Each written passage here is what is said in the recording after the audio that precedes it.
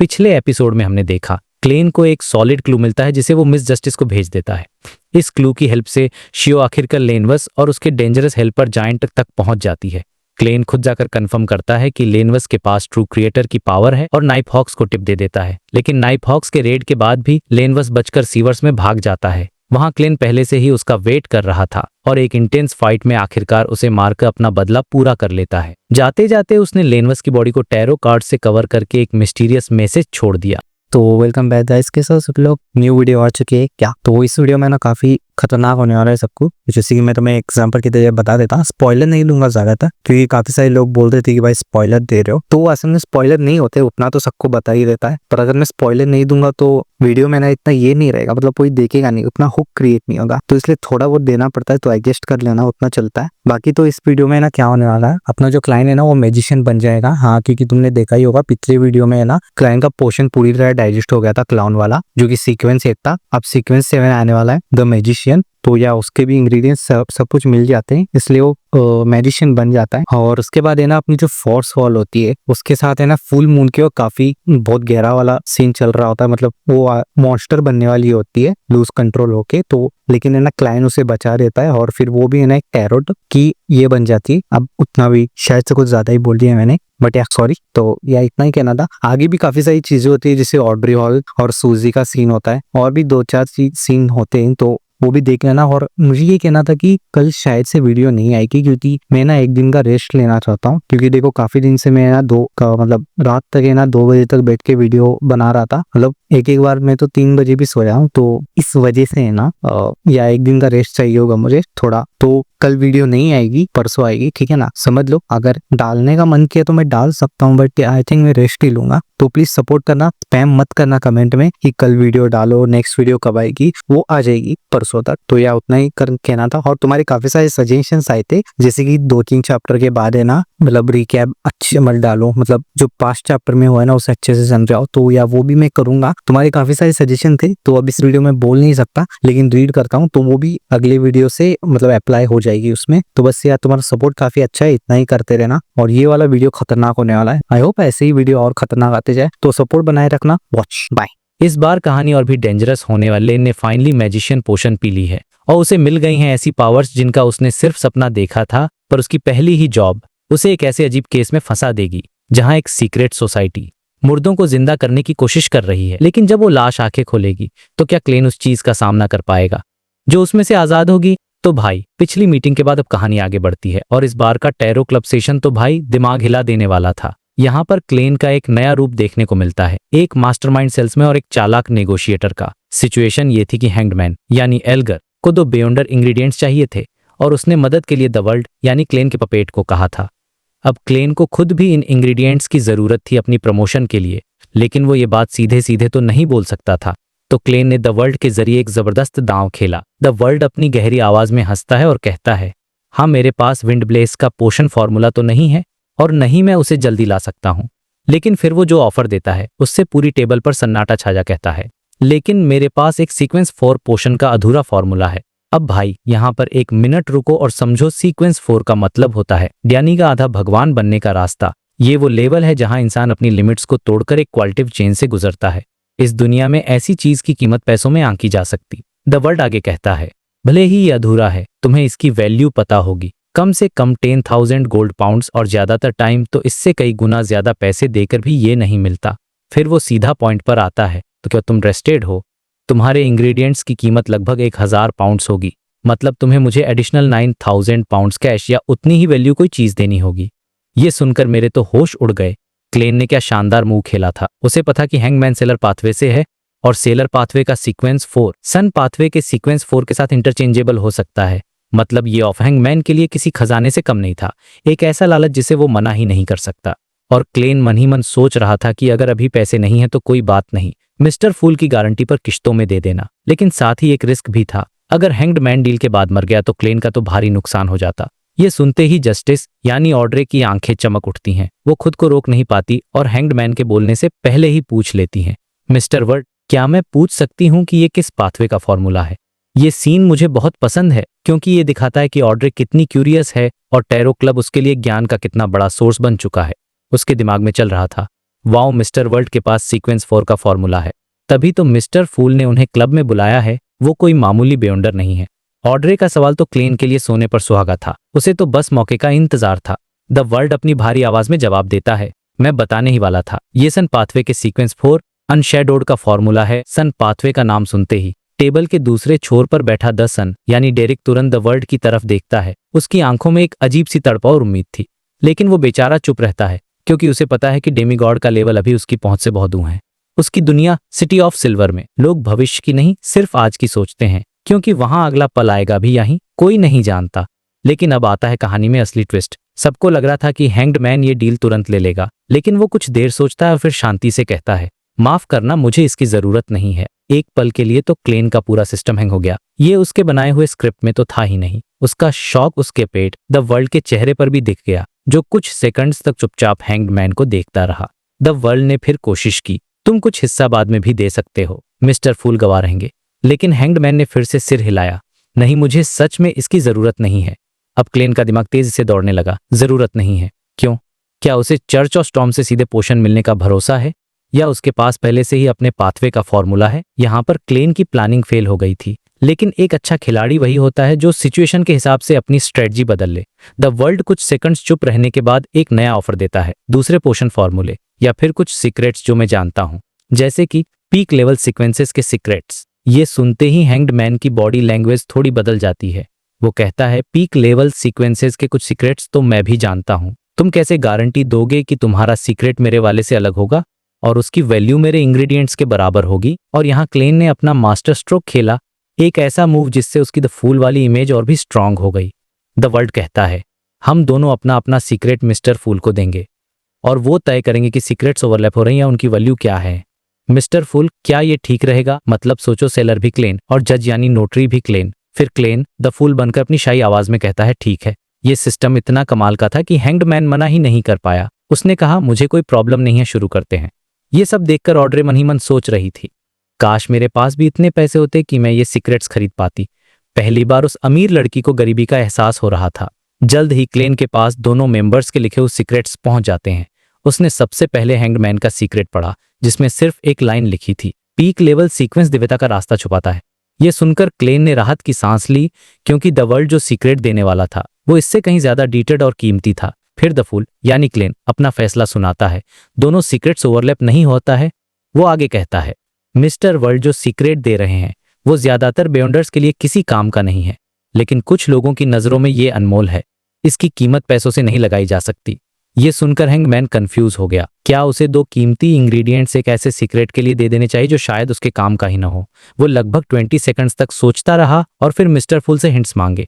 Klein को समझ आ गया कि उसकी रहस्यमयी बातों ने उल्टा असर कर दिया है, तो उसने सीधे सीधे कहा, वो जो सीक्रेट बता रहा है वो तुम्हारे सीक्रेट का एक डिटेल्ड सप्लीमेंट है, दिव्यता के रास्ते का डिटेल्ड सप्लीमेंट। ये सुनते ही हैंगमैन ने एक पल भी नहीं सोचा। उसने तुरंत द वर्ल्ड की तरफ देखा और कहा, डील। इसके बाद हैंगमैन के सामने एक पार्चमेंट आता है जिस पर द वर्ल्ड का सीक्रेट लिखा था। उसने उत्सुकता से उसे पढ़ना शुरू किया और पढ़ते ही उसके होश उड़ गए। उस पर लिखा था, सीक्वेंस 1 के ऊपर एक सीक्वेंस 0 भी होता है और सीक्वेंस 0 एक सच्चे भगवान का सीक्वेंस है। वहां तक भी पोषण और रिचुअल्स के जरिए पहुंचा जा सकता है। सीक्वेंस 0 सच्चे भगवान का सीक्वेंस। ये जानकर एल्गर पहले तो हैरान हुआ, फिर उसे राहत मिली और फिर वो मन ही मन खुशी से बुदबुदाया। तो ये बात है, अब मैं समझा। ये सीक्रेट इतना शॉकिंग था कि एक पल के लिए तो वो अपनी कंपोजर ही खो बैठा। इस डील के बाद ऑड्रे ने भी डेरिक से उसके ड्रैगन पाथवे के सीक्वेंस 7 फॉर्मूला के बारे में बात की और दोनों के बीच एक डील तय हुई। मीटिंग का ये हिस्सा दिखाता है कि टैरो क्लब अब सिर्फ बातें करने की जगह नहीं, बल्कि एक प्रॉपर मार्केटप्लेस बन चुका है जहां नॉलेज और रिसोर्सेज का लेन देन होता है और इस पूरे मार्केट का किंग है क्लेन, जो एक ही समय पर सेलर, बायर और सबका गारंटर है। चैप्टर के एंड में हैंगमैन एक नई खबर देता है कि वाइस एडमिरल हरिकेन किलांगेस को पकड़ लिया गया और एक नया पायरेट एडमिरल बन गया है। ये खबर आने वाले तूफान का संकेत थी और इस बार मिस जस्टिस यानी ऑड्रे एक नए पायरेट एडमिरल के बारे में बहुत क्यूरियस थी। वो पूछती है कि उसका नाम क्या है और बैकलैंड में उसके बारे में कोई न्यूज क्यों नहीं है। इस पर एल्गर धीरे से सिर हिलाकर बताता है, वो कोई ही नहीं बल्कि एक शी है, एक लेडी पायरेट। पास्ट में वो बहुत फेमस थी, तुमने शायद एलिमेंट मेडन ट्रेसी का नाम सुना होगा। ऑड्रे ईमानदारी से सिर हिलाकर कहती है, नहीं, मुझे इन चीज के बारे में ज्यादा नहीं पता।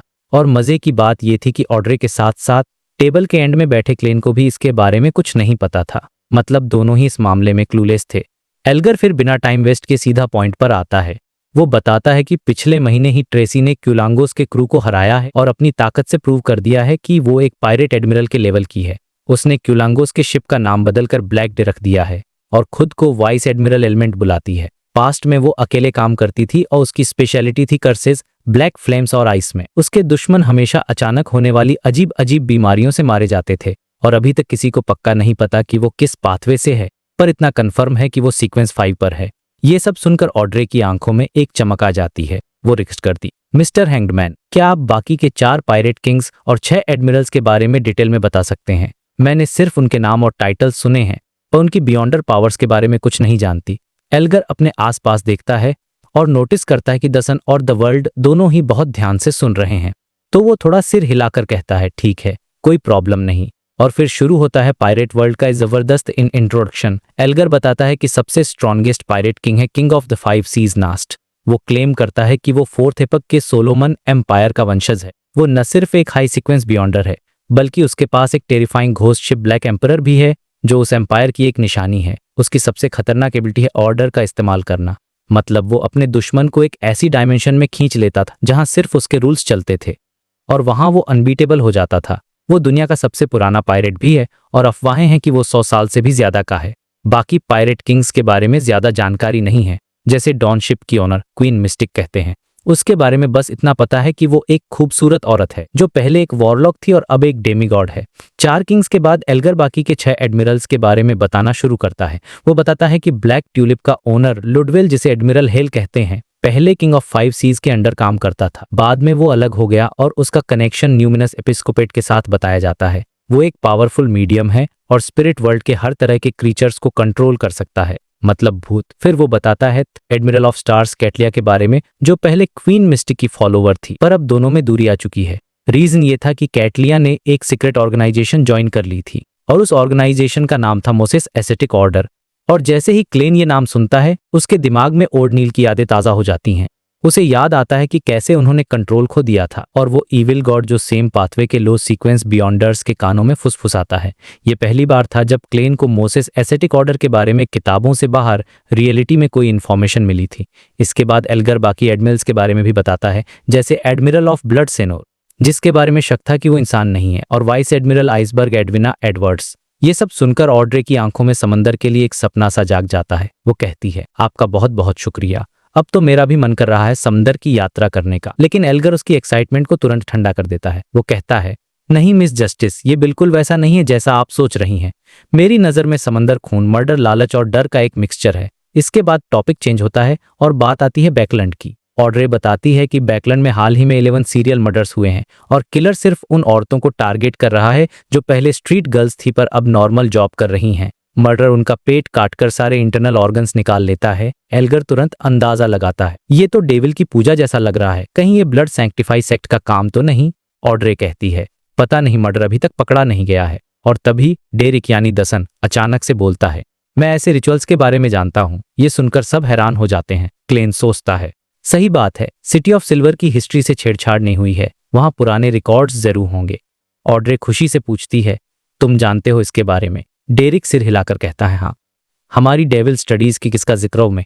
ये डेविल्स के एडवांसमेंट का एक रिचुअल है जो वो सीक्वेंस 6 से सीक्वेंस 5 में जाने के लिए यूज करते हैं। ये सुनकर ऑड्रे और भी सरप्राइज हो जाती है, मतलब ये डेविल को खुश करने के लिए नहीं बल्कि खुद डेल्स के एडवांसमेंट के लिए है। डेरिक सीरियसली जवाब देता है, हाँ, एबिस पाथवे का सीक्वेंस 6 डेविल कहलाता है, इसी से उस रेस का नाम पड़ा है। ये सुनकर क्लेन के दिमाग में एक और मिस्ट्री सॉल्व हो जाती है, एबिस पाथवे। तो कैटेक्लिज्म से पहले डेविल पाथवे का नाम एबिस पाथवे था। उसे फिर से दसन की वैल्यू का एहसास होता है कि सिटी ऑफ सिल्वर के पास कितना खोया हुआ नॉलेज है। ऑड्रे आगे पूछती है, क्या तुम्हें रिचुअल की पूरी डिटेल्स पता है? डेरिक बताता है, मिनिमम 13 और मैक्सिमम 49 विक्टिम्स चाहिए होते हैं।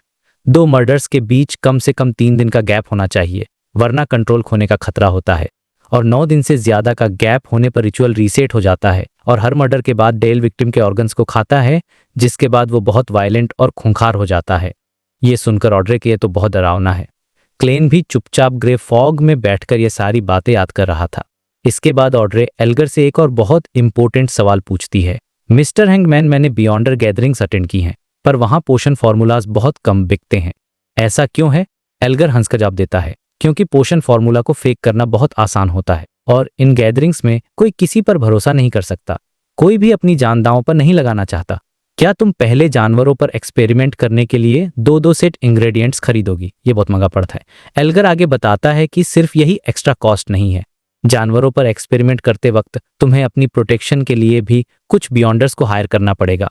इसलिए जब तक गैदरिंग का होस्ट या कोई मेंबर फार्मूला की सच्चाई परखने की एबिलिटी न रखता हो, तब तक कोई फार्मूला खरीदने का रिस्क नहीं लेता। ऑड्रे फिर पूछती है, क्या कसम खाकर ये नहीं किया जा सकता? एल्गर फिर हंसता है, ये एक अंडरग्राउंड गैदरिंग है।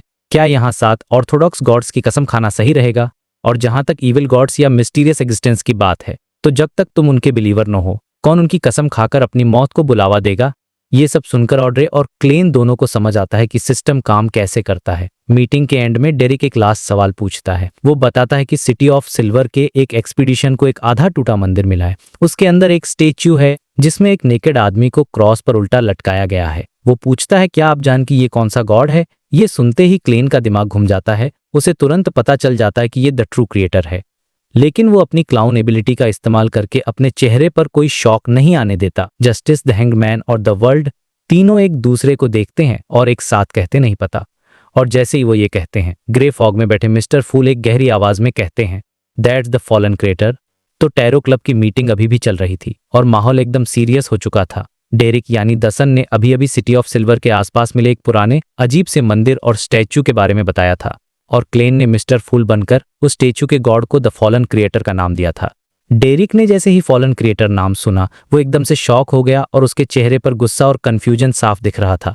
अब आप सोचो, सिटी ऑफ सिल्वर के लोग सदियों से सिर्फ ही गॉड में मानते आए हैं, वो गॉड जिसने सब कुछ बनाया, जो सर्वशक्तिमान है। तो जब उन्होंने अपने गॉड जैसे ही नाम के आगे फॉलन यानी गिरा हुआ शब्द सुना, तो उसे बहुत अजीब और अनकंफर्टेबल लगा। ये तो एक तरह से उसके भगवान की सीधी सीधी बेइज्जती थी। लेकिन हैंगमैन यानी एल्गर, जो दुनिया देख चुका था, वो तुरंत समझ गया। मिस्टर फुल फॉलन क्रिएटर उसी इविल गॉड को कहते हैं जिसे दुनिया द ट्रू क्रिएटर के नाम से जानती है।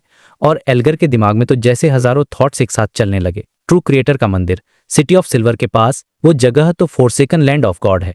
क्या इसका मतलब यह है कि गॉड्स के उस जगह को छोड़ने से पहले वहां ट्रू क्रिएटर की पूजा होती थी? ये सारे सवाल उसके दिमाग में घूम रहे थे, लेकिन हिस्ट्री इतनी पुरानी थी कि अब वो सिर्फ कहानियों और मिथकों में बची थी।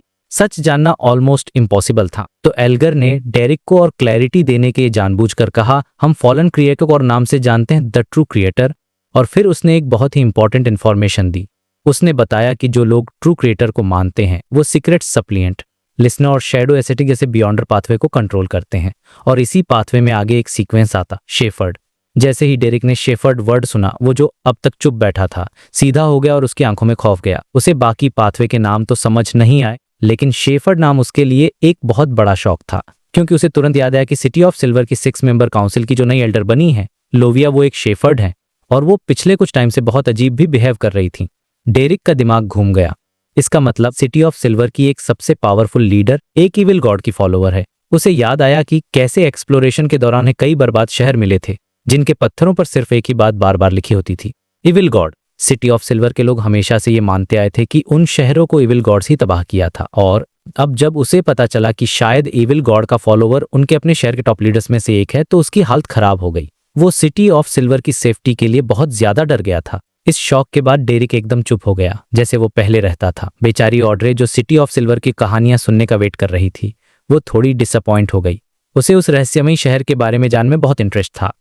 एल्गर भी डेरिक के रिएक्शन को शांति से ऑब्जर्व कर रहा था, लेकिन उसे भी कुछ और इन्फॉर्मेशन नहीं मिली और वो सीधे सीधे पूछ भी नहीं सकता था, क्योंकि उसे पता था कि दसन इन्फॉर्मेशन के बदले पैसे मांगेगा और वो पहले से ही 2 बियॉन्ड इंग्रेडिएंट्स के कर्ज में डूबा हुआ था। माहौल एकदम शांत हो चुका था। तभी सबको टेबल पर हल्की सी टैप की आवाज सुनाई दी। क्लेन ने अपनी थकान को घने ग्रे फॉग के पीछे छुपाते हुए कहा, चलो आज की गैदरिंग यहीं खत्म करते हैं। सबने सहमति में सिर हिलाया और एक एक करके उनकी धुंधली परछाइयां गायब हो गईं। मीटिंग खत्म होने के बाद क्लेन ने सबसे पहले अपने स्मर्फ अकाउंट द वर्ल्ड को गायब किया। फिर उसने वो छोटा सा बैज उठाया जो उसे लेनवस से मिला था और उसे स्टडी करने लगा।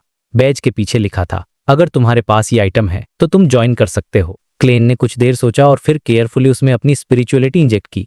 तभी उस बैज में से एक हल्की सी लाइट निकली और ग्रे फॉग से बाहर जाने की कोशिश करने लगी, लेकिन ग्रे फॉग की पावर ने उसे रोक दिया। वो लाइट बीम वहीं बिखर गई और एक छोटे से पार्चमेंट में बदल गई। उस पर पुराने फेसेक लैंग्वेज में लिखा था, 4 जनवरी 1350 रात 8 बजे बाबर वैली में किएन समझ गया कि एक तरह का मिस्टिसिज्म का कम्युनिकेशन डिवाइस है जो लेटेस्ट मीटिंग की टाइम और जगह बताता है। 1350 मतलब अगले साल, और बाबर वली तो बैकलैंड के पास ही है।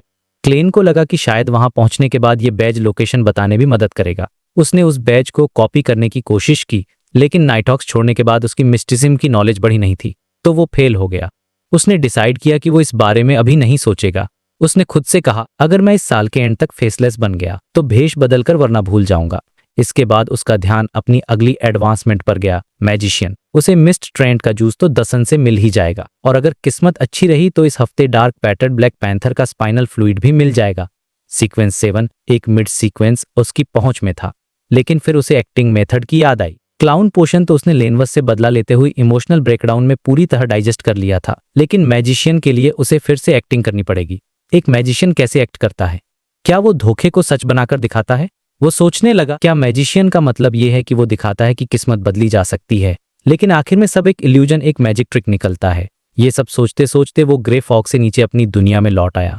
दूसरी तरफ शहर में 2 और लोग थे जो लेनवस केस से जुड़े थे, फॉस और ज़रियो। वो लोग एक सेफ हाउस में छुपे हुए थे। फॉस शीशे में खुद को देखते हुए कह रही थी, अच्छा हुआ मैंने ये दूसरी जगह तैयार रखी थी, वरना पता नहीं कहाँ छुपते। जियो जो बेड पर लेटी थी, उसने कमजोर आवाज में जवाब दिया, सही बात है। फॉर्स ने कहा, मैंने न्यूज़पेपर में पढ़ा कि लेनवस मर गया है, लेकिन ये मामला गॉडहुड से जुड़ा है तो इतनी जल्दी खत्म नहीं होगा। हमें कुछ दिन और छुपना होगा।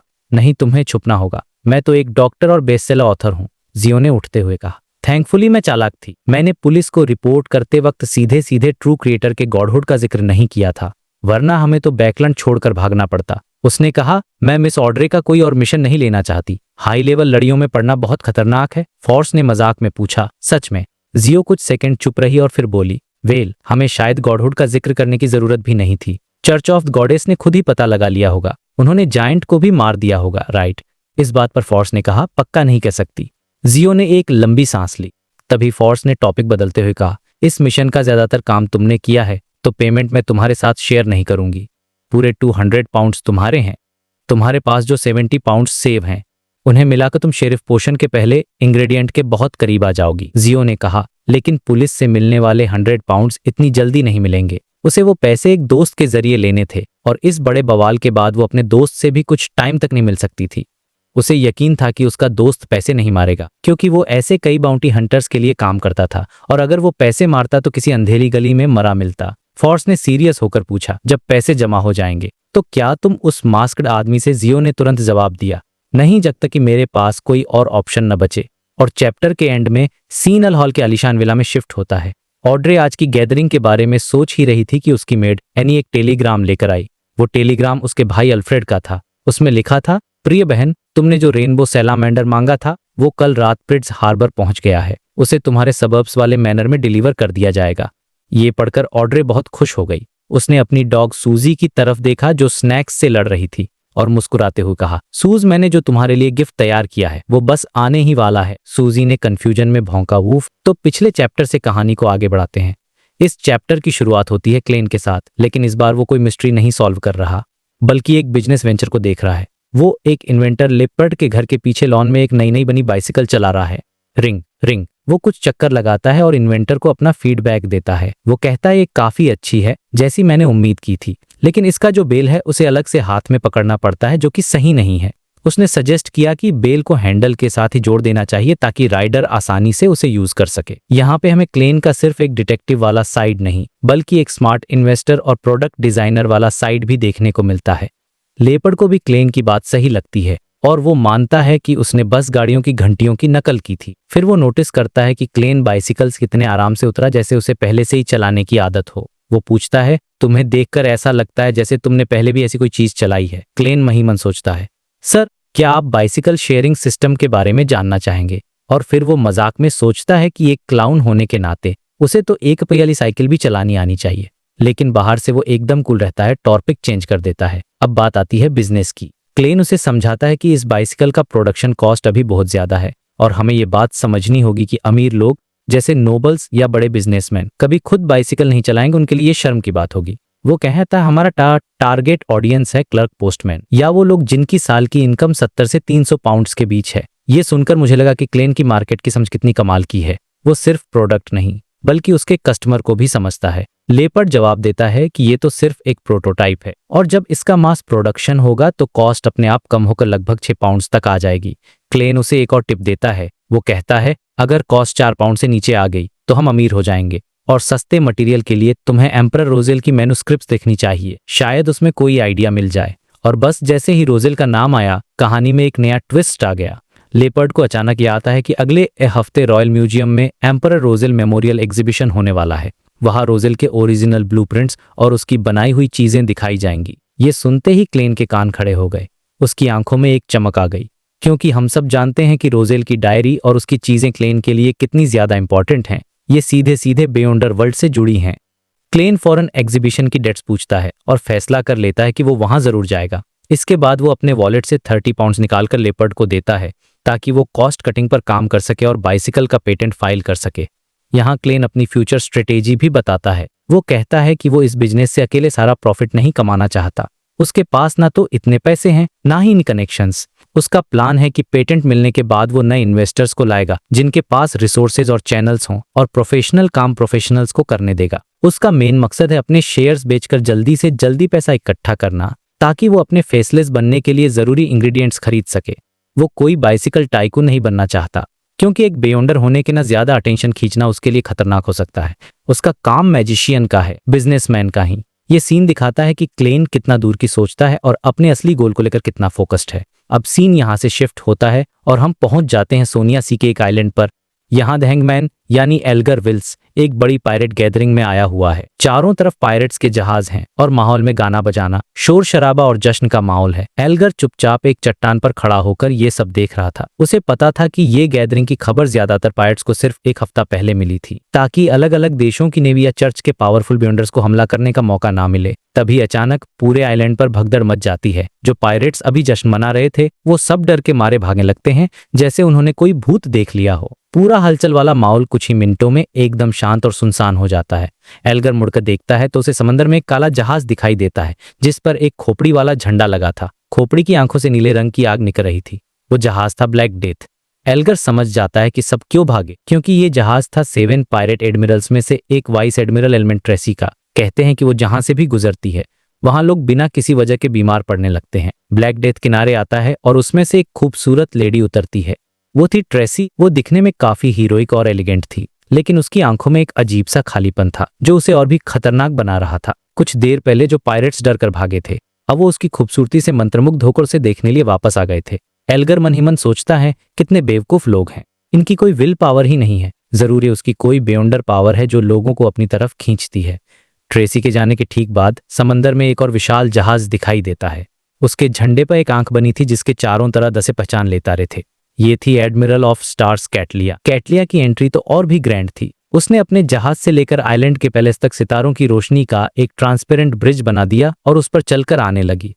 वो एक क्लासिकल ब्लैक रोब पहने हुई थी और बिल्कुल थेपक की किसी पावरफुल वॉरलॉक जैसी लग रही थी। लेकिन यहाँ एल्गर एक बहुत जरूरी चीज नोटिस करता है। कैटलिया की कमर पर एक सेलेस्टियल ग्लोब लटका हुआ था जो उसे बहुत जाना पहचाना लगा। उसे याद आता है कि मिस्टर फूल से मिलने और टैरो क्लब ज्वाइन करने से ले उसके पास भी बिल्कुल ऐसी ही एक अजीब सी कांच की बोत थी। ये एक बहुत बड़ा हिंट था कि शायद कैटलिया का भी टैरो क्लब या मिस्टर फूल से कोई कनेक्शन हो सकता है। और अब चैप्टर के एंड में सीन एक बार फिर शिफ्ट होता है और हम मिलते प्यारी ऑड्रे से। ऑड्रे अपने घर के मैनर में अपनी डॉग सूजी के साथ है। उसे बताया जाता है कि सूजी के लिए एक गिफ्ट आया है।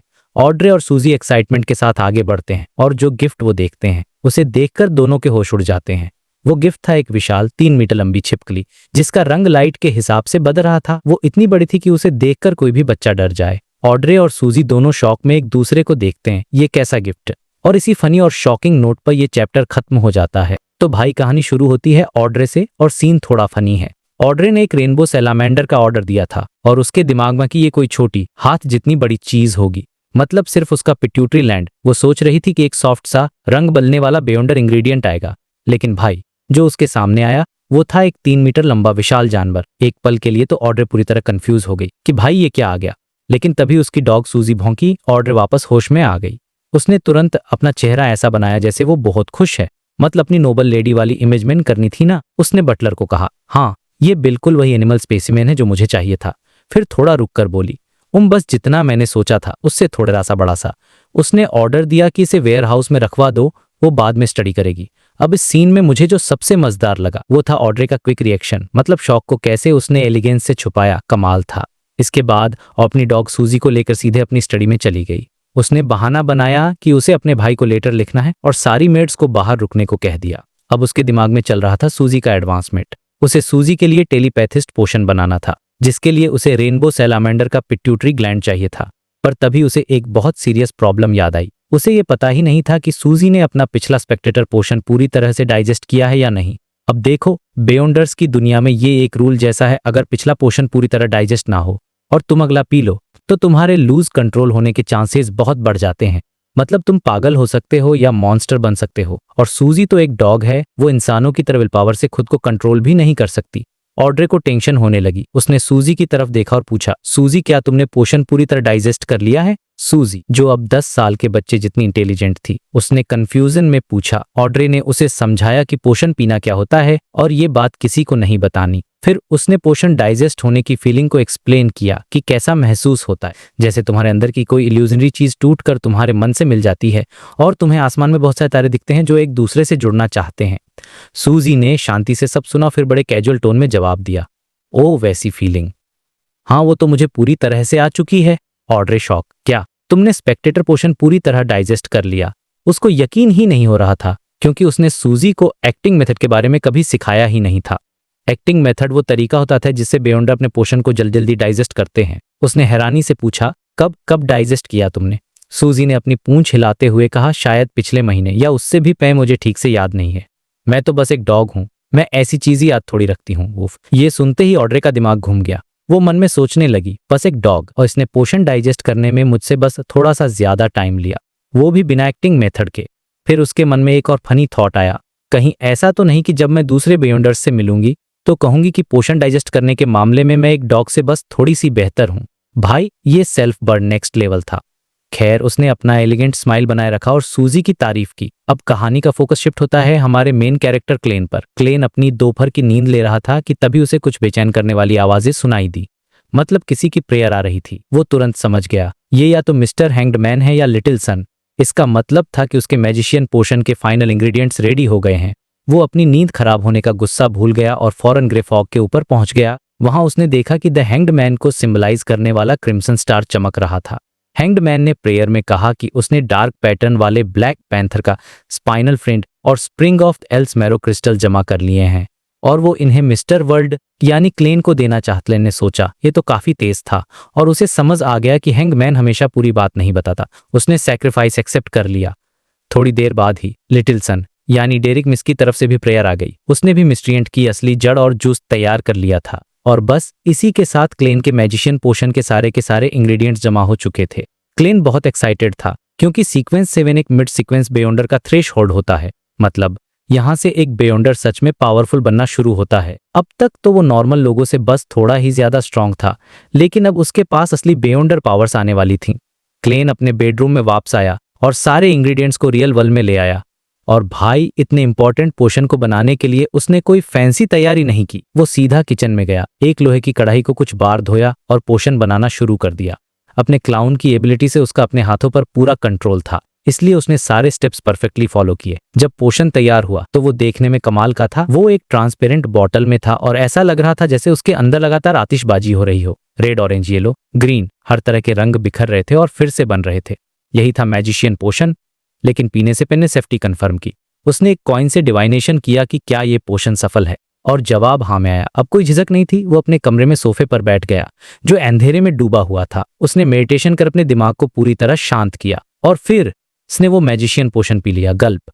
पोशन बर्फीला था और जैसे ही उसके गले से नीचे उतरा उसे लगा जैसे उसके पूरे शरीर में अनगिनत बबल्स फट रहे हों। उसके दिमाग में इंफॉर्मेशन का एक सैलाब आ गया जो पटाखों की तरह फूट रहा था। उसके सिर की नसें तन गईं और उसे लगा जैसे उसका सिर फट जाएगा। पर क्लेन के लिए यह सहना बहुत मुश्किल नहीं था, क्योंकि उसने पहले ट्रू क्रिएटर की भयानक आवाजें सुनी थीं जो इससे कहीं ज्यादा खतरनाक थीं। उसे फिर से वही पुरानी आवाजें सुनाई दी, हॉर्नासिस, फ्लेग्रिया। उसने अपने थॉट्स को कंट्रोल किया और धीरे धीरे मेडिटेशन की स्टेट में चला गया। कुछ देर बाद जब उसकी आंखें खुली तो उसे अपने पूरे शरीर में खुजली महसूस हुई, खासकर अपने हाथों पर। जब उसने अपनी स्लीव्स ऊपर की तो वो हैरान रह गया। उसका एक हाथ किसी 100 साल के बूढ़े आदमी की तरह झुर्रियों से भरा हुआ था और दूसरा हाथ ट्रांसलूसेंट हो गया था, जिसके आर पार उसकी नसें और मसल्स दिखाई दे रही थी। पल के लिए वो डर गया, पर फिर समझ गया कि ये लूज कंट्रोल नहीं है बल्कि एडवांसमेंट के बचे हुए असर हैं। वो शांति से बैठा रहा और देखता रहा। 5-6 मिनट बाद उसके हाथ धीरे धीरे नॉर्मल हो गए।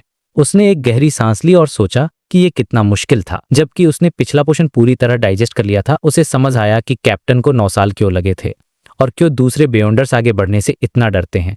कुछ देर खामोशी के बाद क्लेन धीरे धीरे सोफे से उठा। एक मिड सीक्वेंस बियॉन्डर बन चुका था। उस पल वो एक मैजिशियन बन चुका था। तो पिछले चैप्टर में क्लेन ने फाइनली मैजिशियन पोशन पी लिया था और वो बेहोश होने ही वाला था कि उसके दिमाग में जैसे एक धमाका हुआ। लेकिन अब वो होश में आ चुका था और देखने वाला था कि एक सीक्वेंस 7 बियॉन्डर बनना कैसा होता है। तो क्लेन अपनी जगह से उठता है और अपनी बॉडी को स्ट्रेच करके देखता है, लेकिन उसे कुछ भी अजीब नहीं लगता। फिर वो बाहर गैस लैंप्स की रोशनी को देखता है और खुद से सोचता है, मेरे हाथ पहले से ज्यादा तेज हो गए हैं और मेरी बॉडी ज्यादा फुर्तीली हो गई है। उसे ऐसा फील हो रहा था कि अगर उसके पास बियॉन्डर पावर्स नहीं भी होती तो भी वो सिर्फ मेहनत करके एक टॉप क्लास मैजिशियन बन सकता था। मतलब पोशन ने उसकी फिजिकल एबिलिटीज को भी नेक्स्ट लेवल पर पहुंचा दिया था। और जैसा कि नाइट हॉक्स के रिकॉर्ड्स में लिखा था, अगर कोई पोशन मैजिकल पावर देता है तो बियॉन्डर को उसे पीते ही उस पावर के बारे में पता चल जाता है। सारी इंफॉर्मेशन जैसे खुद उसके दिमाग में इंजेक्ट हो जाती है। क्लेन मुस्कुराता है और सोचता है, अभी अभी तो मेरा सिर फटने वाला था। खैर, अब वो शांति से अपनी नई एबिलिटीज को समझने की कोशिश करता है। तो मैजिशियन वाकई में एक बहुत पावरफुल सीक्वेंस 7 है, क्योंकि इसके पास बहुत सारी कमाल की एबिलिटीज थीं। इनमें से 3 ऐसी थीं जो क्लेन को सबसे ज्यादा पसंद आई और सबसे ज्यादा वैल्यूएबल लगी। पहली और सबसे इंपॉर्टेंट थी डैमेज ट्रांसफर। अब सोचो ये कितनी क्रेजी एबिलिटी है। जब तक वो तुरंत मर नहीं जाता और जब तक उसके हाथ चल रहे हैं, वो अपने किसी भी जानलेवा जख्म को अपनी बॉडी के किसी कम जरूरी हिस्से पर ट्रांसफर कर सकता है। जैसे कि उसके हाथ पर, मतलब एक फेटल वुंड एक मामूली चोट में बदल जाएगा। ये किसी भी लड़ाई में जान बचाने के लिए एकदम परफेक्ट पावर थी। बस एक ही प्रॉब्लम थी, अभी सीक्वेंस 7 पर वो जख्म सिर्फ अपनी बॉडी पर ही ट्रांसफर कर सकता था, और वो भी सिर्फ एक बार। लेकिन क्लेन फ्यूचर के बारे में सोचने लगा कि शायद जैसे जैसे उसका सीक्वेंस बढ़ेगा वो इन जख्मों को दूसरी चीजों या लोगों पर भी ट्रांसफर कर पाएगा, मतलब एकदम मैजिक जैसा। दूसरी स्पेल थी फ्लेमिंग जंप। ये एक तरह का टेलीपोर्टेशन था। 30 मीटर्स के रेंज में वो किसी भी आग की चिंगारी से किसी दूसरी मौजूद आग तक जंप कर सकता था। क्लेन ने मजाक में सोचा, ये तो मैजिक शो करने में बहुत काम आएगा, लेकिन असल में ये लड़ाई के दौरान दुश्मन को सरपरागने के लिए एक बेहतरीन एबिलिटी थी। और जैसे जैसे वो पोशन को डाइजेस्ट करेगा, इस जंप की रेंज और भी बढ़ जाएगी। तीसरी बियॉन्डर स्पेल थी एयर बुलेट्स, जो उसने सीक्रेट ऑर्डर के क्लाउन को यूज करते हुए देखा था। मैजिशियन बस अपनी उंगलियां या कोई आवाज निकालकर हवा की गोलियां बना सकता था, जिनकी पावर और स्पीड एक रिवॉल्वर की बुलेट के बराबर होती। ये सुनकर क्लेन ने सोचा कि अब उसे रिवॉल्वर और गोलियां खरीदने की जरूरत नहीं पड़ेगी। लेकिन फिर उसे रियलाइज हुआ, नहीं, एक गन तो रखनी पड़ेगी। हर छोटी मोटी प्रॉब्लम के लिए बियॉन्डर पावर्स थोड़े ही यूज कर सकते हैं। ये काफी स्मार्ट सोच थी, क्योंकि अपनी असली ताकत को छुपा कर रखना ही समझदारी है। चौथी एबिलिटी थी पेपर फिगरीन सब्स्टिट्यूट्स, यानी किसी मुश्किल सिचुएशन में मैजिशियन एक कागज की गुड़िया को अपनी जगह पर रखकर खुद उसकी जगह ले सकता था। ये एक सिंपल सब्स्टिट्यूट स्पेल था जो न सिर्फ एक जानलेवा हमले को रोक सकता था, बल्कि किसी श्राप के डैमेज को भी कम कर सकता। अब क्लेन को समझ आया कि मैरियोनेटिस्ट रोसागो अपने साथ इतने सारे कागज के फिगर्स क्यों रखता था। बेचारा ट्रू क्रिएटर करप्शन की वजह से उसे ये यूज करने का मौका ही नहीं मिला। इस स्पेल की सबसे बड़ी प्रॉब्लम ये थी कि इसके लिए पहले से तैयारी करके पेपर फिगर्स काट कर रखने पड़ते थे, और अगर आज के जमाने में कोई अपने साथ ऐसी चीजें लेकर घूमेगा तो लोग उसे डार्क वॉरलॉक समझेंगे। पांचवी स्पेल लाइक एबिलिटी थी फ्लेम कंट्रोलिंग। जैसा नाम से ही पता चलता है, वो 30 मीटर्स के दायरे में आग को कंट्रोल कर सकता था या किसी चीज में आग लगा सकता था, और जब पोशन पूरी तरह डाइजेस्ट हो जाएगा तो वो हवा में ही आग का बाउंडर भी बना सकेगा। छठी थी इल्यूजन क्रिएशन। वो अपने आसपास के माहौल को मैनिपुलेट करके ऐसे इल्यूजन बना सकता जिसमें रंग, आवाज, स्मेल सब कुछ असली जैसा लगे। मतलब वो नकली को असली बनाकर अपने दुश्मन को धोखा दे सकता था। ये तो एक मैजिशियन की स्पेशलिटी होती है। सातवीं एबिलिटी थी अंडर वाटर ब्रीदिंग का एक फेक वर्जन। इसका प्रिंसिपल ये था कि वो एक पतली इनविजिबल हवा की पाइप बना लेता था, जिससे वो पानी के अंदर आराम से सांस ले सकता। लेकिन प्रॉब्लम ये थी कि इस पाइप की लंबाई लिमिटेड थी, अभी के लिए सिर्फ 5 मीटर्स। मतलब अगर पानी 5 मीटर से ज्यादा गहरा हुआ तो वो डूब सकता था।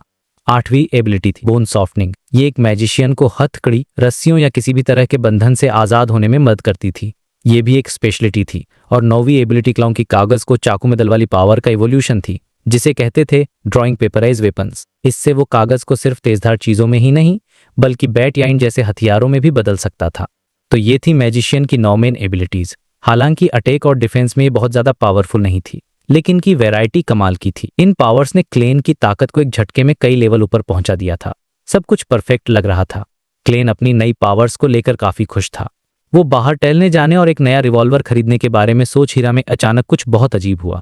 खिड़की के बाहर जो क्रिम्सन मून की रोशनी थी वो अचानक और भी गहरी और डार्क हो गई। क्लेन ने हैरानी से ऊपर देखा, आसमान में बादल छट चुके थे और लाल चांद साफ दिख रहा था। लेकिन कुछ ही सेकंड्स में वो आधा चांद तेजी से पूरा होने लगा और खून की तरह एकदम लाल हो गया। ये एक फुल मून था, लेकिन पिछले फुल मून को तो अभी सिर्फ 2 हफ्ते हुए थे और अगले फुल मून में अभी 10 दिन बाकी थे। इसे ही कहते थे ब्लड मून। ये इस दुनिया का एक ऐसा फेनोमेनन था जिसका कोई लॉजिक नहीं था। कभी साल में 1 बार होता तो कभी 4-5 बार। मिस्टिसिज्म में माना जाता है कि ब्लड मून के दौरान नेगेटिव इमोशंस बढ़ जाते हैं और स्पिरिट वर्ल्ड की पावर भी बहुत ज्यादा स्ट्रांग हो जाती है। लेकिन जहां क्लेन इस नज़ारे को देख रहा था वहीं शहर के दूसरे कोने में किसी और की हालत बहुत खराब हो रही थी। सीन शिफ्ट होता फोर्स वॉल पर, जो एक राइटर है और अपने अपार्टमेंट में बैठी थी। जैसे ही ब्लड मून निकला उसके चेहरे पर दर्द की लहर दौड़ गई। हर फुल मून पर उसे अपने दिमाग में डरावनी आवाजें सुनाई देती थीं जो उसे पागल करने पर तुली रही थीं। वो सोफे से नीचे गिर पड़ी, उसका शरीर दर्द से ऐंठने लगा। उसे ऐसा लग रहा था जैसे उसका सिर फट जाएगा और वो खुद को खत्म कर लेना चाहती थी। उसने अपने God, great God of steam and machinery का नाम जपना शुरू किया, लेकिन दर्द कम होने के बजाय और बढ़ता गया। वो दर्द में जमीन पर लौट रही थी, अपने बाल नोच रही थी और उसे लग रहा था कि आज रात वो अपना कंट्रोल खो देगी और एक मॉन्स्टर बन जाएगी। उसे लगा कि अब वो मरने वाली है कि तभी उसकी नजर एक कागज के टुकड़े पर पड़ी जिस पर एंशियंट्स में कुछ लिखा था। ये वही मिस्टीरियस मंत्र था जो जियो को मिला था, वही मंत्र जिससे एक एविल स्पिरिट जैसी कोई चीज अट्रैक्ट हुई थी। फोर्स की हालत इतनी खराब थी कि उसके दिमाग में एक ही ख्याल आया, भले ही ये एक एविल स्पिरिट हो, अगर तुम मुझे बचा सकते हो तो मैं कुछ एक्सेप्ट करने को तैयार हूं। और फिर उसने अपनी सारी ताकत लगाकर कांपती हुई आवाज में वो मंत्र बोलना शुरू किया। The fool that does not belong to this era, the mysterious ruler above the grey fog, the king of yellow and black who wields good luck, save me, save me. तो भाई चैप्टर की शुरुआत होती है Klein के साथ, जो अपना डबल ब्रेस्टेड फ्रॉक कोट पहनकर हैट उठाकर बस घर से निकलने ही वाला था। तभी अचानक उसे कुछ अजीब सी दर्द भरी प्रेयर्स सुनाई देती हैं। अब क्लेन थोड़ा हैरान होता है कि ये कौन है। वो ध्यान से सुनने की कोशिश करता है, पर उसे बस इतना समझ आता है कि प्रेयर करने वाली एक औरत है और उसकी आवाज में बहुत ज्यादा दर्द है, जैसे वो किसी बड़ी मुसीबत में फंसी हो। क्योंकि क्लेन के पास उस वक्त कोई अर्जेंट काम था नहीं और वो अभी अभी मैजिशियन बना ही था, तो उसमें थोड़ी एक्साइटमेंट भी थी। तो उसने अपना हैट वापस कोट रैक पर उछाला और सीधा अपने बेडरूम में चला गया। वहां जाकर उसने अपना रिचुअल किया, 4 स्टेप्स काउंटर क्लॉकवाइज लिए और पहुंच गया अपनी स्पेशल जगह पर, उस शानदार पैलेस में फॉग के ऊपर। ये उसकी अपनी पर्सनल दुनिया थी जहां से वो बहुत कुछ देख और कंट्रोल कर सकता था। लेकिन इस बार वहां का सीन थोड़ा अलग था। यूजुअली जब टैरो क्लब का कोई मेंबर उसे याद करता है तो एक डिप रेड कलर का स्टार चमकता है, पर इस बार वैसा कुछ नहीं था, बल्कि उस पुरानी सी ब्रॉन्ज टेबल के आखिर में द फूल की सीट के पास एक साफ रोशनी की लहरें उठ रही थीं। क्लेन समझ गया कि ये प्रेयर किसी नॉन टेरो क्लब मेंबर की है। उसके दिमाग में आया, क्या ये जियो है या फिर वो ब्राउन बालों वाली लेडी? क्योंकि उसका एनोनिमस अकाउंट तो खाली हो तो उसे चोरी का कोई डर नहीं था। वो अपनी सीट पर बैठा पीछे की तरफ झुका और अपना हाथ उस रोशनी की तरफ बढ़ाया। जैसे ही उसकी स्पिरिचुअल रोशनी से टच हुई, उसके आसपास का सीन अचानक बदल गया। उसे एक कमरा दिखा जहां सब कुछ बिकबल उल्टी पड़ी थी। सोफा टेढ़ा था और जमीन पर किताबें और कागज फैले हुए थे और उन सबके बीच ब्राउन बालों वाली एक औरत जमीन पर तड़प रही थी और साथ ही क्लेन को उसकी प्रेयर साफ साफ सुनाई दे रही थी। वो कह रही थी, द फूल जो इस एरा का नहीं है, ग्रे फॉग पर का मिस्टीरियस रूलर, अच्छी किस्मत का king of yellow and black, मुझे बचाओ, मुझे बचाओ। क्लेन ने जब से ध्यान से देखा तो सिचुएशन बहुत सीरियस थी। वो लेडी लूजिंग कंट्रोल की स्टेट में लग रही थी, मतलब एक ऐसी हालत जहां बियॉन्डर्स अपना इंसानी रूप खोकर मॉन्स्टर बन जाते हैं। उसके बाल अजीब सी तेजी से बढ़ रहे थे और उसकी स्किन पर एक डरावनी सफेद रोशनी की लेयर चढ़ रही थी। क्लेन ने मन में सोचा, मैं इसे कैसे बचा सकता हूँ, ये तो ऑलमोस्ट मॉन्स्टर बनने वाली है। और तभी उसे उस औरत की दर्द भरी चीखों के पीछे एक बहुत ही हल्की, धुंधली और अजीब सी आवाज सुनाई दी। हाँ, एक आवाज जिसे रेविंग्स कहते हैं। ये रेविंग्स वैसी ही थी जैसी क्लेन ने ग्रे फॉग के ऊपर आने से पहले महसूस की थी, लेकिन इसमें कोई पागलपन या बुराई नहीं थी, कोई नफरत वाली फीलिंग नहीं थी। क्लेन को तुरंत समझ आ गया। उसने सोचा, लगता है इस लेडी की ये हालत इन रेविंग्स को सुनने की वजह से हुई है। अगर ये आवाजें सुनना बंद हो जाए तो शायद ये शांत हो सकती है। ये सोचकर क्लेन ने अपना हाथ उस रोशनी के सर्कल की तरफ बढ़ाया और अपनी पूरी स्पिरिचुअलिटी को यूज करके एक मिस्टीरियस कनेक्शन बना लिया। मैजिशियन बनने के बाद उसकी स्पिरिचुअलिटी काफी बढ़ गई थी, तो अब ये काम उसके लिए पहले से आसान था। दूसरी तरफ उस लेडी जिसका नाम फॉर्स था, उसे लग रहा था जैसे उसका सिर फटने वाला है और उसके थॉट्स उबलते हुए पानी की तरह उस दिमाग से बाहर निकलने की कोशिश कर रहे हैं। वो सोच रही थी, क्या मैं मर रही हूं? मैं मॉन्स्टर नहीं बनना चाहती। तभी अचानक उसका सारा दर्द, जलन, पागलपन और निराशा गायब हो गई। जैसे ये सब सिर्फ एक सपना था, वो एकदम होश में आ गई। उसने सोचा, आज इतनी जल्दी सब ठीक कैसे हो गया? ब्लड मून के दिन तो ये और ज्यादा देर तक चलता है।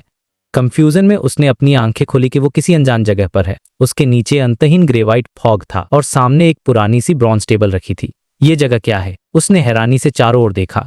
ऊंचे ऊंचे पत्थर के पिलर्स और एक बहुत बड़ा पैलेस, और फिर उस लंबी सी टेबल के आखिर में उसने एक मिस्टीरियस फिगर को घने घरे फॉग में लिपटा हुआ था, जैसे वो ऊपर से सब कुछ देख रहा हो। ये जगह क्या है? ये कौन है? फॉर्स के मन में सवाल उठ रहे थे और वो डर भी रही थी। तभी उसे याद आया कि उसने अभी अभी क्या किया था। उसने दर्द में जियो से मिली एक मिस्टीरियस इनकेंटेशन पढ़ी थी, एक ऐसा मंत्र जिसके बारे में शक कि वो किसी ईविल गॉड को डायरेक्टेड है। लेकिन फिर उसने सोचा, नहीं, ये कोई ईविल गॉड नहीं हो सकता। इसने तो मुझे उन डरावनी रेविंग्स से बचाया और मुझे इस अजीब दुनिया में खींच लिया। ये सोचकर फॉर्स ने अपने दिल में डर को दबाया, आधा खड़ी हुई और झुककर बोली, क्या मैं जान सकती हूँ कि आप कौन हैं? और तभी उसे उस मंत्र के शब्द याद आ गए और उसके मुंह से निकला, आप फूल हैं, ओ मिस्टर फूल, आप हिज एक्सीलेंसी द फूल हैं। क्लेन मुस्कुराया, हल्का सा सिर हिलाया और कहा, मुझे बस मिस्टर फूल कहो। जैसे ही उसने ये बोला, उसने नोटिस किया कि फॉर्स जिस कुर्सी पर बैठी थी उसके पीछे चमकते सितारों से बने सिंबल्स और पैटर्न तेजी से बदल रहे थे। बस 1 या 2 सेकंड में वहां परतों के ऊपर परतें, बहुत सारे दरवाज का सिंबल बन गया, एक जैसे कई इल्यूजरी दरवाजे डोर। जैसे ही क्लेन ने ये सिंबल देखा, उसे तुरंत रोसेल की डायरी में लिखा मिस्टर डोर याद आ गया, एक ऐसी एंटिटी जो हर फुल मून पर असली दुनिया के करीब आती है और मदद के लिए पुकारती है। क्लेन ने सोचा, क्या इन रेविंग्स का मिस्टर डोर से कोई लेना देना है? हम आज ब्लड मून की रात है, जो फुल मून का एक इन्हांस्ड वर्जन है। इस एक मोमेंट में क्लेन को बहुत कुछ क्लियर हो गया। उसे समझ आ गया कि जब कोई बियॉन्डर उससे स्टेबल कनेक्शन बनाता है तो उसकी कुर्सी के पीछे का सिंबल उस बियॉन्डर की असलियत के हिसाब से बदल जाता है। उन्हें टैरो क्लब ज्वाइन करने की भी जरूरत नहीं है। उधर फॉर्स के दिल में शौक की लहरें उठ रही थीं। द फूल, ये सच में द फूल है। ये नाम सच में एक पावरफुल एक्सिस्टेंस की तरफ इशारा करता है। ये मुझसे क्या चाहते हैं? क्या ये मेरी सोल के बदले कोई सौदा करेंगे? फिर उसने सोचा, चलो कम से कम उन रेविंग से मॉन्स्टर ने तो अच्छा है, मैंने अपनी जान बचा ली, आगे जो होगा वो बोनस होगा। वो अभी सोच ही रही थी कि मिस्टर फूल ने मुस्कुराते हुए पूछा, तुम्हें हर फुल मून पर कहीं से रेविंग सुनाई देती हैं? इन्हें कैसे पता? फॉर्स ने हैरानी से देखा और जवाब दिया, हाँ। और फिर उसे एक पॉसिबिलिटी का एहसास हुआ। उसने पूछा, क्या आप जानते हैं कि वो रेविंग्स कहाँ से आती हैं? कौन मुझे नुकसान पहुंचाने की कोशिश कर रहा है? और क्या आप इस प्रॉब्लम को हमेशा के लिए सॉल्व कर सकते हैं? क्लेन चाहता तो कोई भारी भरकम डायलॉग बोल सकता था, लेकिन उसे पक्का नहीं था कि फॉर्स जो सुना है वो मिस्टर डोर की ही आवाज है।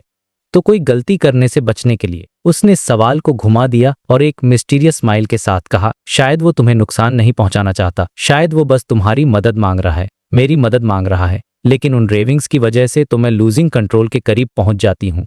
अगर आपने मेरी मदद न की होती तो मैं अब तक मॉन्स्टर बन चुकी होती। क्लेन मुस्कुराया और बोला, ऐसा इसलिए है क्योंकि तुम बहुत कमजोर हो। मैं बहुत कमजोर हूँ। फॉर्स ये सुनकर हैरान रह गई। क्लेन ने समझाया, तुम्हारे और उसके लाइफ के लेवल में बहुत बड़ा फर्क है। शायद उसके नॉर्मल सांस लेने से जो तूफान उठता है वो तुम्हें टुकड़ों में फाड़ सकता है। शायद उसकी एक झलक तुम्हें मौके ही मार सकती है। हाँ, अगर वो जानबूझकर अपनी ताकत को कंट्रोल करे तो वो तुमसे नॉर्मली बात कर सकता है, लेकिन उसकी आवाज को तुम तक पहुंचने के लिए कई रुकावटों को पार करना पड़ता है, और ऐसा करने पर वो मदद के लिए ठीक से पुकार नहीं पाएगा। लाइफ के लेवल में फर्क, एक झलक से मौत। ये सब सुनकर फॉर्स के होश उड़ गए। उसे एक कहावत याद आई, भगवान को सीधे मत देखो। क्लेन उसकी बात सुनकर बस मुस्कुराया। फॉर्स के मन में ख्याल आया, क्या वो डरावनी रेविंग्स सच में किसी गॉड लेवल बीइंग की हैं और मिस्टर फूल मुझे उसके असर से बचा सकते हैं, और वो इस बारे में इतने कैजुअली बात कर रहे हैं? क्या इसका मतलब यह है कि वो और वो एंटिटी एक ही लेवल पर हैं? ये सोचकर उसका शरीर कांपने लगा। क्लेन ने कुछ सेकंड इंतजार किया और पूछा, हर फुल मून पर यह कितनी देर तक चलता है? फॉर्स ने जवाब दिया, 3 से 5 मिनट, और अगर ब्लड मून की रात हो तो 7 मिनट से ज्यादा। ये सुनकर क्लेन को यकीन हो गया कि ये मिस्टर डोर ही है। उसने टॉपिक बदला और मुस्कुराते हुए कहा, तुम कुछ मिनटों में वापस जा सकती हो। तुम्हारी प्रॉब्लम को सॉल्व करने का सिर्फ एक ही तरीका है, और वो है अपने लाइफ का लेवल बढ़ाना। फॉर्स ने हिचकिचाते हुए पूछा, क्या मैं हर फुल मून पर आपका नाम ले सकती हूँ? मैं आपकी सच्ची बिलीवर बनूंगी। नहीं, इसकी कोई जरूरत नहीं है। क्लेन ने मुस्कुराते हुए सिर हिलाया, लेकिन मैं तुम्हारी मदद करने से मना नहीं करूंगा। आपका बहुत बहुत शुक्रिया। फॉर्स ने राहत की सांस ली। फिर उसकी नजर टेबल के चारों ओर खाली कुर्सियों पर पड़ी तो उसने पूछा, मिस्टर फूल, क्या यहाँ और भी लोग आते हैं? क्लेन ने कैजुअल एटीट्यूड में कहा, हाँ, तुम्हारी तरह कुछ लोग हैं जिन्हें मैंने अलग अलग वजहों से यहाँ खींचा है। वो चाहते हैं कि मैं रेगुलर इंटरवल पर एक गैदरिंग रखूं ताकि वो फॉर्मूला, इंग्रेडिएंट्स और इन्फॉर्मेशन ट्रेड कर सकें, और मैंने उनकी बात मान ली है। ये सुनकर फॉर्स को बहुत इंटरेस्ट आया। उसने हिम्मत करके पूछा, मिस्टर फूल, क्या मैं भी ये गैदरिंग ज्वाइन कर सकती हूँ? जरूर, क्लेन मुस्कुराते हुए कहा, हर मंडे दोपहर 3 बजे। फिर उसने टेबल पर अचानक से टैरो कार्ड्स अपीयर किए और कहा, उन सब ने अपने कोडनेम के लिए टैरो कार्ड्स के नाम चुने हैं, तुम भी इनमें से एक चुन सकती हो। फॉर्स ने बड़ी दिलचस्पी से कार्ड्स को शफल किया और बोली, चलो किस्मत को ही मेरा टाइटल तय करने देते हैं। जल्द ही उसने एक कार्ड निकाला और उसे देखा। वो कार्ड था द मैजिशियन। तो भाई पिछले चैप्टर में फॉर्स के साथ जो हुआ वो बहुत ही खतरनाक था। उसका एडवांसमेंट रिचुअल लगभग फेल होने ही वाला था, लेकिन लास्ट मोमेंट पर मिस्टर फूल ने उसे बचा लिया। तो अब इस चैप्टर की शुरुआत होती है फॉर्स के साथ। वो धीरे धीरे अपनी आंखें खोलती है और खुद को अपने लिविंग रूम के फर्श पर पड़ा हुआ पाती है। बाहर आसमान में एक चमकीला खूनी चांद था, मतलब ब्लड मून। उसे देखकर फॉर्स को सबसे पहले तो यही रिलीफ मिलता है कि शुक्र है मैं मरी नहीं, मेरा कंट्रोल नहीं गया। उसे ये भी रियलाइज होता है कि जो कुछ भी हुआ वो कोई सपना नहीं था। उसे सच में एक मिस्टीरियस और पावरफुल मिस्टर फूल ने बचाया था। जब वो खुद को चेक करती है तो उसे बस एक ही बदलाव दिखता है, उसके बाल पहले से ज्यादा लंबे और घने हो गए थे। पर वो मन ही मन सोचती है, लेकिन मेरी जिंदगी अब पूरी तरह से बदल चुकी है, मुझे नहीं पता कि ये अच्छा है या बुरा। ये सोचकर वो बस जमीन पर अपने घुटनों को पकड़कर बैठी रहती है। उसका दिमाग पूरी तरह से खाली था। कभी वो बेचैन हो रही था, भी दुखी, तो कभी कंफ्यूज्ड। मतलब एक तरफ उसे नई पावर मिली थी, पर दूसरी तरह एक अनजाने फ्यूचर का डर भी था। अब सीन शिफ्ट होता है और हम आते हैं ग्रे फॉग के ऊपर, जहां हमारा हीरो क्लेन बैठा है। वो उस कुर्सी को देख रहा था जिस पर एक लेयर डोर का सिंबल बना हुआ था, और वो मन ही मन सोच रहा था। उसके दिमाग में फॉर्स का ही ख्याल था कि उसने जो अजीब सी आवाज या रेविंग्स सुनी थी उनमें आखिर क्या इन्फॉर्मेशन हो सकती है। उसे लगता है कि जब फॉर्स सीक्वेंस 7 या 6 पर पहुंच जाएगी तब शायद वो उन आवाजों को बिना किसी नेगेटिव इफेक्ट के सुन पाएगी। क्लेन ये भी प्लान बनाता है कि अगर फॉर्स को एक्टिंग मेथड समझ नहीं आया तो वो मिस जस्टिस और बाकी लोगों से कहकर उसे सिखाने में मदद करेगा, क्योंकि उसने तो गॉडेस को एक होली आर्टिफैक्ट की कसम खाई है कि वो एक्टिंग मेथड के बारे में किसी ऐसे इंसान को नहीं बताएगा जिसे इसके बारे में पहले से न पता हो। और भाई क्लेन का फ्यूचर प्लान तो और भी नेक्स्ट लेवल था। वो सोच रहा था कि जब वो सीक्वेंस 5 यानी एक मैरियोनेटिस्ट बन जाएगा तब शायद वो एक खास रिचुअल के जरिए दूर से ही फॉर्स को कंट्रोल कर पाएगा। वो डायरेक्टली देख पाएगा जो फॉर्स देख रही हैं और सुन पाएगा जो वो सुन रही हैं। इस तरह वो कंफर्म कर सकता है कि क्या वो आवाजें सच में मिस्टर डोर की हैं। मिस्टर डोर जो 4th एपक की हिस्ट्री का गवाह रह चुका है, वो शायद एजिक से भी ज्यादा पुराना हो सकता है। क्लेन सोचता है कि उसकी पावर किस सीक्वेंस के बराबर होगी, सीक्वेंस 2 या शायद सीक्वेंस 1। ये सब सोचते सोचते उसकी स्पिरिचुअलिटी थोड़ी अनस्टेबल होने लगती है, क्योंकि वो अभी अभी एडवांस हुआ था। तो वो फौरन ग्रे फॉग से निकलकर रियल वर्ल्ड में वापस आ जाता है और घर पर मेडिटेशन करने लगता है। अगली सुबह फॉर्स सबसे पहली स्टीम मेट्रो पकड़कर अपने घर वापस आती है, जहां वो अपनी दोस्त जियो के साथ रहती है। तो वो दरवाजा खोलती वो हैरान रह जाती हैं। जियो, जो आमतौर पर देर तक सोती थी, आज जल्दी उठकर ब्रेड टोस्ट कर रही थी। जियो उसे देखकर कहती है, कल रात के ब्लड मून की वजह से मुझे नींद नहीं आई, इसलिए जल्दी उठ गई। फॉर्स, तुम ठीक तो हो? क्या वो अजीब आवाजें और तेज हो गई थीं? जियो का ये कंसर्न देखकर फॉर्स की आंखें थोड़ी नम हो जाती हैं, लेकिन वो अपनी फीलिंग्स को छुपा लेती है और अपने पुराने लड़ने वाले टोन में कहती है, तुम्हारे दिमाग को क्या हो गया है? मैंने पहले ही कहा था न कि ब्लड मून के दौरान वो आवाजें तेज हो जाएंगी, पर इससे मुझे कोई फर्क नहीं पड़ता।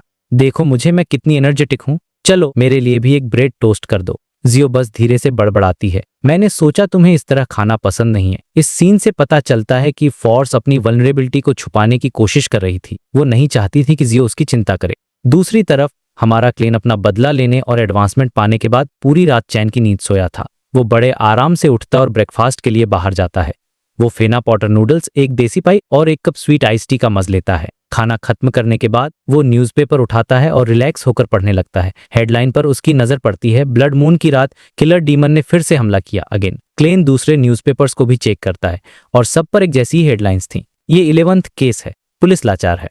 कोल्ड ब्लडेड किलिंग डीमन ने एक बार फिर पुलिस का मजाक उड़ाया। पूरे बैकलैंड में दहशत का माहौल फैल रहा था। ये देखकर क्लेन मन ही मन सोचता है कि नाइट हॉक्स और मैंडेटेड पनिशर्स के सिर में कितना दर्द हो रहा होगा। ईमानदारी से कहूं तो उसके अंदर भी उस किलर को पकड़ने की इच्छा जागती है। अर्थ पर जब वो कमजोर था तो वो अक्सर इंसाफ करने और बुराई को सजा देने के सपने देखता था, पर अब एक सीक्वेंस 7 बियॉन्ड होने के बावजूद वो एक सुपर हीरो नहीं बन सकता था। वो सोचता है ये केस पहले से ही बहुत ज्यादा अटेंशन में है, अगर मैं इसमें शामिल हुआ तो मेरी आइडेंटिटी एक्सपोज रहना होगा। मुझे रेशने अलावा द सन के मुताबिक क्रिमिनल शायद सीक्वेंस 6 से 5 में एडवांस हो रहा है।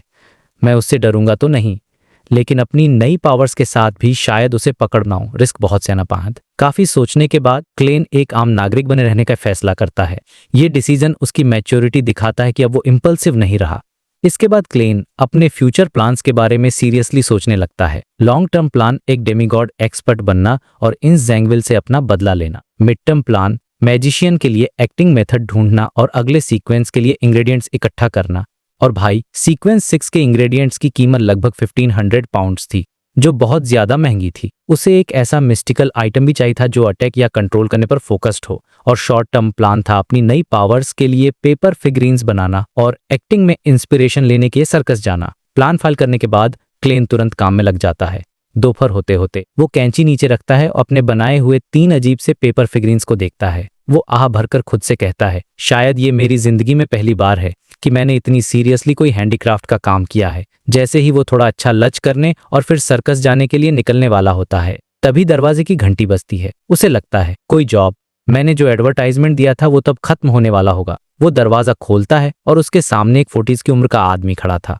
वो काफी मोटा था और उसे खड़े होने में भी मुश्किल हो रही थी। उसके साथ 2 अटेंडेंट भी थे जो उसे सहारा दे रहे थे। क्लेन उसे पहचानता नहीं है। वो मोटा आदमी अपना पसीना पोंछते हुए कहता है, गुड आफ्टरनून, आप ही डिटेक्टिव शर्लॉक मोरियार्टी हैं। मुझे आपको एक काम सौंपना है। मेरा नाम रोगो कोलोमैन है।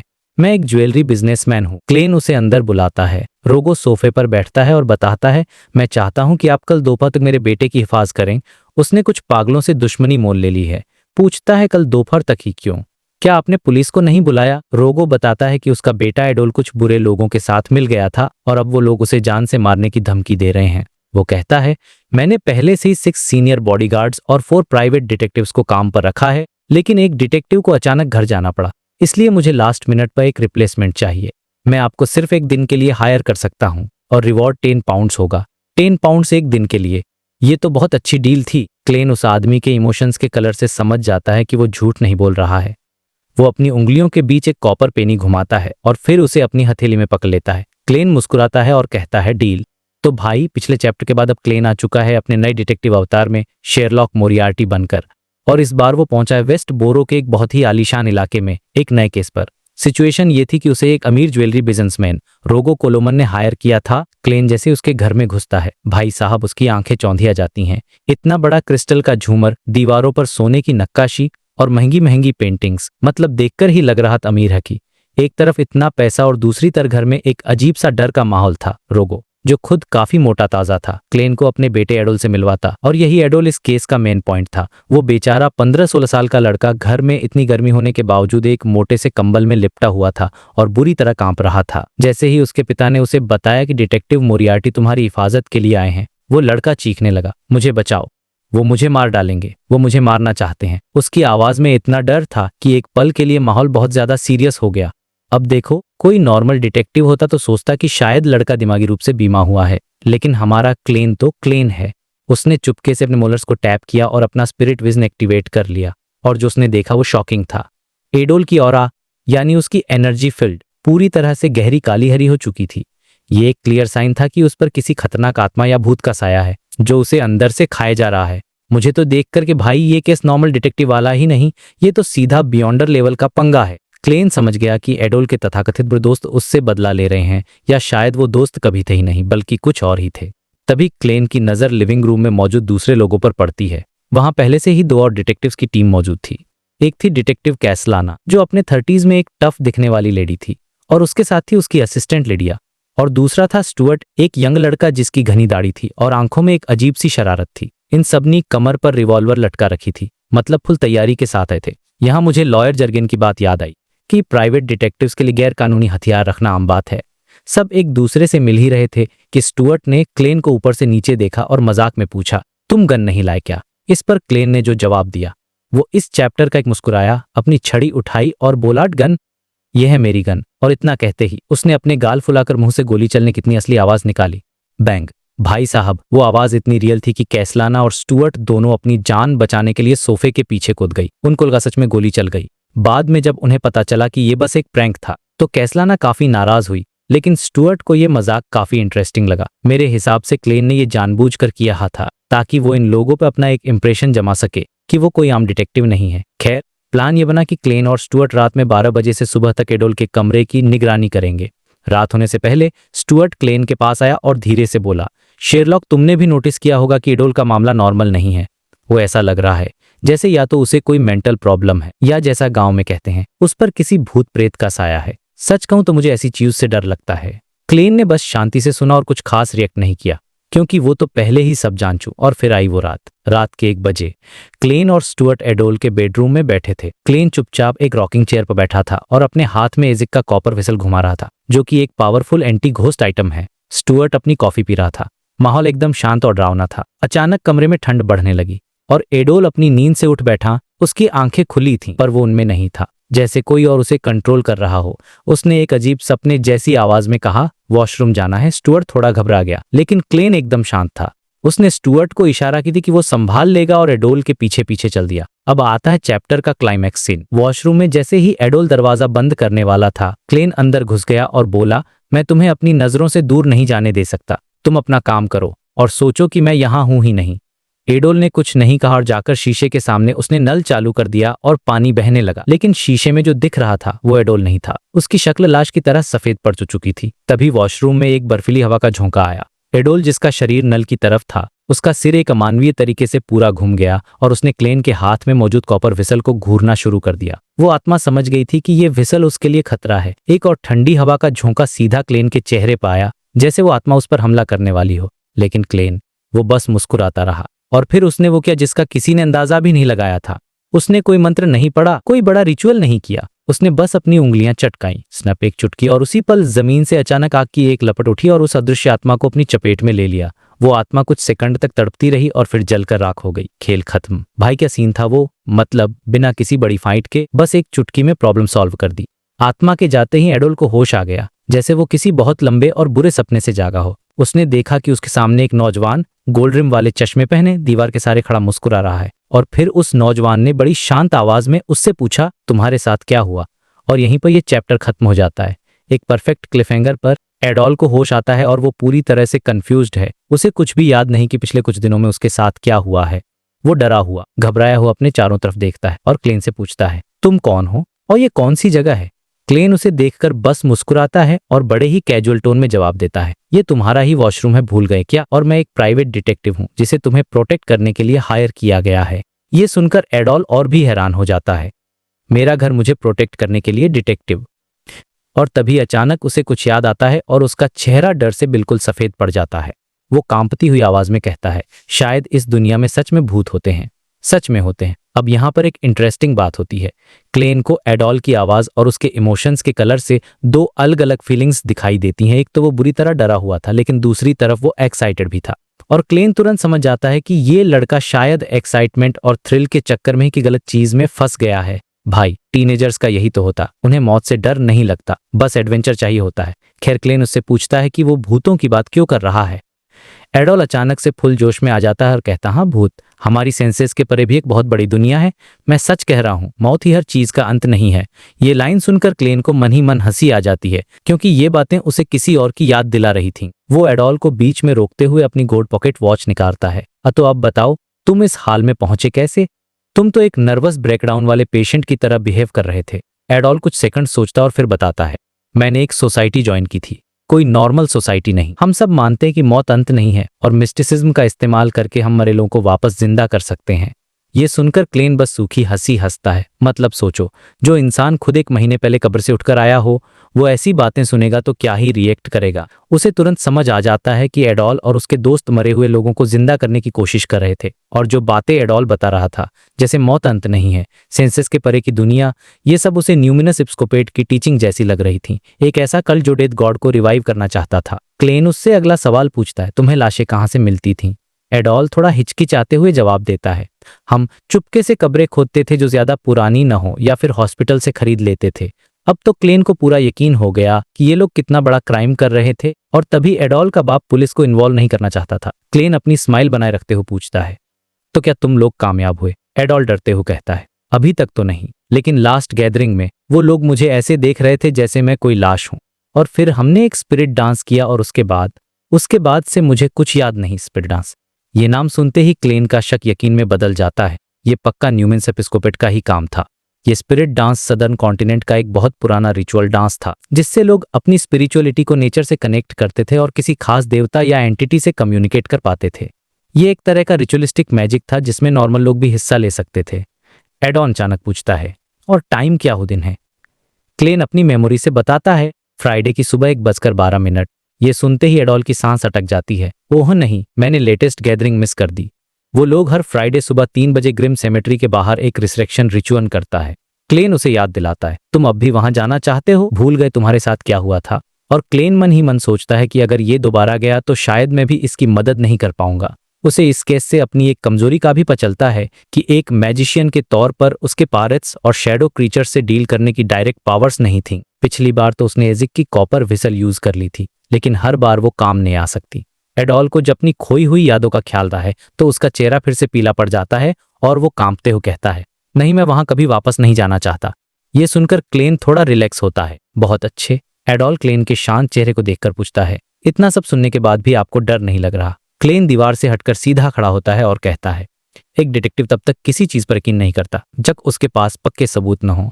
यह कर वो वॉशरूम से बाहर निकल जाता है और मन में सोचता है कि क्या उसे न्यूमिनस एपिस्कोपेट के इस ग्रुप से कांटेक्ट करना चाहिए, क्योंकि शायद इससे उसे मिस्टर्स की लाइफ के बारे में कुछ पता चल सके। उसके जाने के बाद एडॉल को एहसास होता है कि वो वॉशरूम में अकेला है और बाहर चांद की डरावनी रोशनी पड़ रही है। उसे लगता है जैसे कोई उसे देख रहा है। वो डर के मारे चिल्लाता है, मेरे लिए रुको, और भागकर क्लेन के पीछे पीछे चला जाता है। जब एडॉल सो जाता है तो क्लेन अपना प्लान बनाता है। लगभग 2:50 पर वो स्टुअर्ट से कहता है कि वो बालकनी में सिगरेट पीने जा रहा है। बालकनी के अंधेरे में जाकर वो अपना एक ट्रम्प कार्ड निकालता है, एक पेपर फिगरीन सब्स्टिट्यूट। वो अपनी कलाई को जोर से झटका देता है और वो कागज का छोटा सा टुकड़ा पलक झपते ही बड़ा होकर बिल्कुल क्लेन का हमशक्ल बन जाता है। ये इतना रियल था कि उसके मुंह में एक जलती हुई सिगरेट भी थी जिससे धुआं निकल रहा था। ये इल्यूजन आधे घंटे तक चल सकता था। असली क्लेन चुपके से बालकनी से नीचे उतरता और सिक्योरिटी को चकमा देते हुए ग्रिम सेमेट्री की तरफ निकल जाता है। वहां पहुंचकर वो पेड़ों के ऊपर छिपकर उस रिचुअल को देखता है। एक खाली जगह पर लगभग 8-10 लड़के लड़कियां काले कपड़ों में एक लाश के चारों तरफ एक अजीब सा डांस कर रहे थे। ये वही स्पिरिट डांस था और वहां का एटमॉस्फेयर धीरे धीरे बहुत डरावना और रहस्यमयी होता जा रहा था। उन सबको एक बाल आदमी इंस्ट्रक्शन दे रहा था जिसके सिर पर अजीब टैटू बने हुए थे। क्लेन समझ आता है कि यही न्यूमिनस एपिस्कोपेट का मेंबर और एक बियॉन्डर है। डांस जब अपने क्लाइमेक्स पर पहुंचता है तो वो आदमी अपने हाथ ऊपर उठाकर चिल्लाता है, डेथ, ऑनरेबल डेथ वापस आने वाली है। उसके बाद डांस रुक जाता है और वो आदमी पास रखे एक पिंजरे से एक काली चीज निकालता है। क्लेन ध्यान से देखता है, वो एक हरी आंखों वाली काली बिल्ली थी। ये देखकर क्लेन भी हैरान रह जाता है कि भाई ये क्या करने वाले हैं। उसे लोकथाओं की याद आती है जहां कहते हैं कि अगर कोई काली बिल्ली किसी लाश के ऊपर से कूद जाए तो वो लाश जिंदा हो जाती है। वो आदमी उस बिल्ली को जबरदस्ती लाश की तरफ फेंकता है। म्याऊं। बिल्ली के सारे बाल खड़े हो जाते हैं और वो फुफकारते हुए लाश के ऊपर से छलांग लगा देती है और उसे एक पल के लिए क्लेन को ऐसा महसूस होता है जैसे उसे बिल्ली की भाषा समझ आ गई हो और उस बिल्ली ने सिर्फ एक ही शब्द कहा होगा, भाड़ में जाओ।